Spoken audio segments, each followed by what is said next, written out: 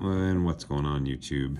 Wanted to do a quick review on a knife in my collection that I just don't take out often enough for as fun as it is to play with.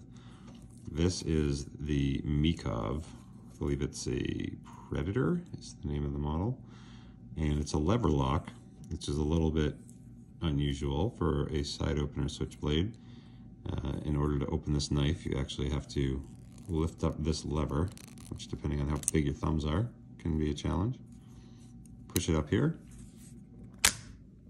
push that down, it releases a pin, pulls up this pin right here out of the blade, lets the blade spring open, and then falls into another hole, which locks it in the open position.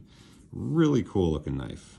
Definitely a fighting style knife. Almost has like a dagger blade appearance, but it's really a big swedge. As you can see, starts right here.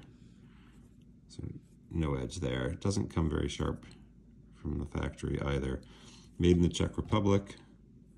They make all sorts of different colors, different scales. They're just plastic. But this knife is, I believe, the hardest, fastest opening side opener knife that I have. So to close it in reverse, same thing, push down, pulls up this little pin out of the blade, close it down, and there you go. So this knife weighs in at exactly 5 ounces, so it is a bit heavy for a pocket carry, at least for my preferences, but it does feel very good in my large hand. And if we look at this, we are running 8.5 inches front to back. The blade length is 4 inches, I believe exactly.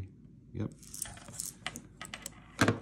And 4.5.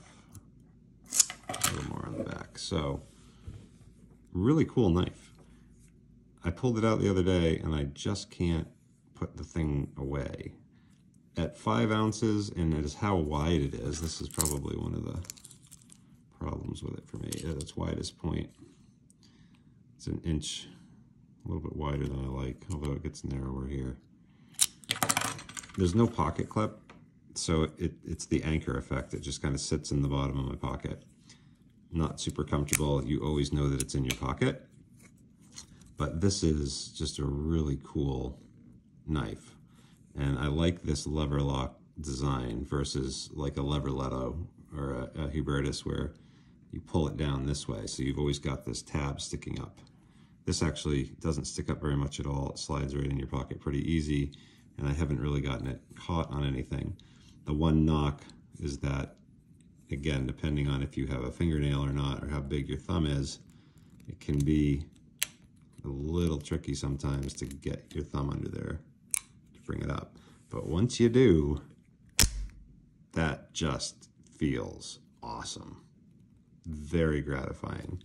I'm pretty sure that if I held this up to a glass jar, it would break it. That is just a wallop. So if you're considering this knife, I would say for the fun factor alone, it's worth it. It's a pretty quality build. You won't be able to service it easily because it's all rivets. You're not going to be able to take this apart.